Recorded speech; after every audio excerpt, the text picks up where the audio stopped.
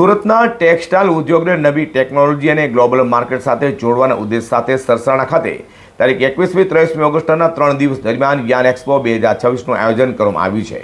Chamber of commerce અને જીએફઆરસીસીના સંયુક્ત ઉપક્રમે યોજાનાર આ એક્સપોમાં ચીન સહિત દેશભરમાંથી 88 એક્ઝિબિટર ભાગ લેશે। સુરતના ટેક્સટાઇલ ઉદ્યોગ માટે મહત્વની એવા યાન એક્સપોની 8મી આવૃત્તિનું આયોજન સરસાણા સ્થિત સુરત ઇન્ટરનેશનલ એક્ઝિબિશન અને કન્વેન્શન સેન્ટર ખાતે કરવામાં આવ્યું છે। તારીખ 21, 22 અને 23મી ઓગસ્ટ દરમિયાન સવારે 10 થી સાંજે 7 વાગ્યા સુધી યોજાનાર આ એક્સપોનું ઉદ્ઘાટન ગુજરાતના નાયબ મુખ્યમંત્રી હર્ષ સંઘવીના હસ્તે કરવામાં આવશે। આ એક્સપોમાં સુરત ઉપરાંત મુંબઈ, અમદાવાદ, નવી દિલ્હી, લુધિયાણા, કોઇમ્બતુર, ઈરોડ, નોઈડા અને ચીનના સાંઘાઈથી મળીને કુલ 88 એક્ઝિબિટર્સ ભાગ લેશે। એક્સપોમાં કોટન, વૂલ, સિલ્ક, લિનન અને રેમી જેવા નેચરલ યાન ઉપરાંત રિજનરેટેડ, સિન્થેટિક્સ, પોલિએસ્ટર, વિસ્કોસ, સ્પાન્ડેક્સ સહિતના વિવિધ પ્રકારના યાનનું પણ પ્રદર્શન કરવામાં આવશે। આ સાથે elastic, metallic embroidery, textured, slub, dope dyed અને ફેન્સી યાન સહિતના સ્પેશિયાલિટી યાન પણ એક જ છત નીચે જોવા મળશે। ચેમ્બર પ્રમુખ અશોક જીરાવાલાના જણાવ્યા મુજબ એક્સપોની મુખ્ય હેતુ સુરતના ટેક્સટાઇલ ઉદ્યોગને અદ્યતન ટેકનોલોજી અને આંતરરાષ્ટ્રીય બજાર સાથે જોડવાનો છે। વિદેશી પ્રતિનિધિઓ અને ગ્લોબલ બાયર્સનો મુલાકાતી નવા વેપારી સંબંધી અને બિઝનેસની તકો ઊભી કરવાની પણ આશા છે।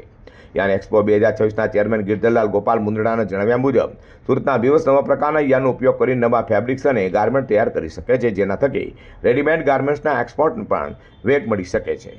આજની આ પત્રકાર પરિષદ ખાસ કરીને યાન એક્સપો માટે છે। 8મી એડિશન અમે લઈને આવી રહ્યા છીએ the southern Gujarat chamber of commerce, અને અમારી 21, 22, 23 એમ આ એક્સપો થવાનો છે। ખાસ કરીને સ્પેશિયાલિટી યાન માટે આ વખતે એક નવું અમે પ્લેટફોર્મ આ વખતે વ્યુઅર્સોને મળવાનું છે। ખાસ કરીને ટેસ્ટેડ યાન છે, બીજા ઘણા બધા યાન છે કે જેને લઈને આ વખતે R&D કરનારા વ્યુઅર્સો છે, નવું ક્રિએશન કરનારા વ્યુઅર્સો છે, આ બધાને બેનિફિટ થવાનો છે।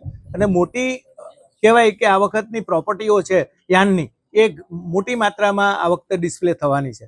અને આ વખતનો એક્સપો છે એ ખાસ કરીને દક્ષિણ ગુજરાતમાં one of the large expo થવા જઈ રહ્યો છે। એની અંદર આખા ભારતના જે ઉત્પાદકો છે યાનના એ પોતાની પ્રોપર્ટીઓ અહીંયા ડિસ્પ્લે કરવાના છે। એટલે હું એવું માનું છું કે આ એક્સપો છે વ્યુઅર્સો માટે એક લાવો છે, કારણ કે દક્ષિણ ગુજરાત છે એ મેનમેડ ફાઇબરનું હબ છે, પણ નવી પ્રોપર્ટી સાથે નવા યાન આ વખતે ડિસ્પ્લે થવાના છે। તો જે લોકો એક્સપોર્ટ કરવા માંગતા હોય છે, જે લોકો ગ્લોબલી બિઝનેસ કરવા માંગતા હોય છે, એના માટેનો આ એક્સપો બહુ કહેવાય કે આશીર્વાદરૂપ સાબિત થવાનો છે।